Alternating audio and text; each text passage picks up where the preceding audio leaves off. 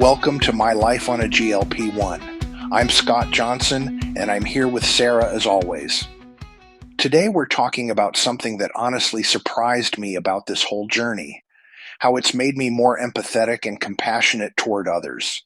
Oh, this should be good. Scott, I suppose you have a story for us to get started. Oh man, yes. So picture this. I'm at the gym, feeling pretty confident after losing some weight on Manjaro, right? I hop on the treadmill, and I think I'm hitting the speed button to go faster. Uh-oh, I have a feeling this is leading to an epic fail. Sort of. I was actually hitting the incline button. So suddenly I'm practically climbing Mount Everest on this thing, gripping the handles for dear life, probably looking like I'm about to launch into space. And I'm thinking, when did this treadmill become so impossibly steep? Meanwhile, I'm trying to play it cool, but panicking inside because I can't figure out how to make it stop going uphill. Oh no, how embarrassing, but also kind of hysterical. And there's this personal trainer nearby, and instead of laughing or making me feel worse, she just quietly comes over and shows me which button is which. No judgment, no condescending explanation, just pure kindness. That's actually kind of, beautiful.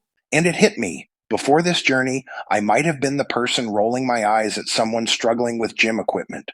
But going through my own struggles with weight, with medication side effects, with plateaus, Right, it changes your perspective completely.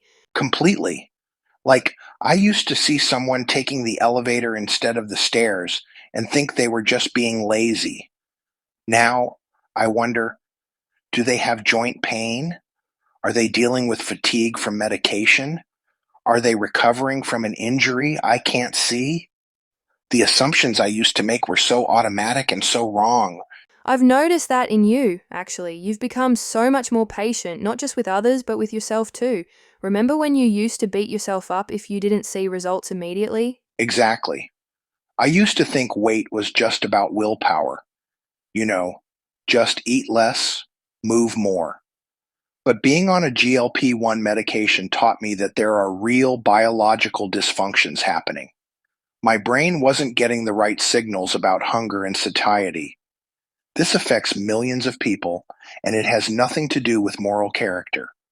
It's not a character flaw. Let me repeat this. It is not a character flaw. Right? And once I understood that about myself, I started seeing it everywhere. Like when a colleague seems irritable instead of thinking they're just difficult, I wonder if they're dealing with something I don't know about.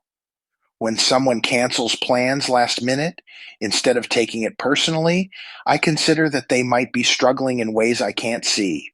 And you can't see any of that from the outside. Not at all. And when you understand that your own struggle isn't because you're weak or lazy, you start realizing that everyone's carrying some kind of invisible burden. Maybe it's metabolic dysfunction. Maybe it's chronic pain. Maybe it's mental health challenges. It's so amazing the things about yourself that you come to realize when you go through this transformation. It's about having compassion with yourself first. Right. I mean, I had weeks where the medication made me so nauseous I could barely function. Had to explain to friends why I couldn't go to dinner, why I was canceling plans. Before this, if someone canceled on me repeatedly, I might have thought they just didn't want to hang out. Going through that made me so much more understanding when others have limitations I can't see. And that creates real connection with people, doesn't it? Absolutely. There's this whole community of people who understand the struggle. We share tips about managing side effects, celebrate small victories that others might not notice, and support each other through plateaus and setbacks. That compassion creates genuine bonds that go way beyond just talking about medication. It's like you become more human through the process. It's beautiful how vulnerability can actually be a superpower in connecting with people. So, has this changed your other relationships, like with family or friends? It's been incredible, actually. With my family, I'm so much more patient when they're dealing with their own challenges. Now I get it. Some days your body just doesn't cooperate. And with friends, I've become the person who checks in more and doesn't take cancellations personally. That's beautiful, Scott. That's exactly it. The vulnerability, the struggle, the need for help, it strips away pretense. I've learned that real strength isn't about never needing help, it's about showing compassion to yourself and others when life gets difficult and being brave enough to be human. So, to each of you out there, we hope you will show some support to our show by leaving us a review or 5-star rating so we can expand our community together. So, what's your takeaway for listeners? If you're on this journey, let it teach you empathy. Your struggles aren't just about losing weight, they're about becoming a more compassionate human being. And if you see someone else struggling, be that gym trainer for them. Show kindness without judgment. And I would appreciate you showing some kindness by visiting my website at mylifeonglp1.com for the latest tips and stories about this journey we are all on. I also encourage you to check out my recently published book on Amazon, available in Kindle and paperback. Perfect. Thanks for sharing that, Scott.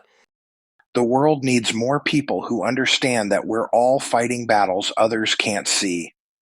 On behalf of Sarah, I'm Scott Johnson, sending support to everyone listening and reminding you to always love your journey. See you next time.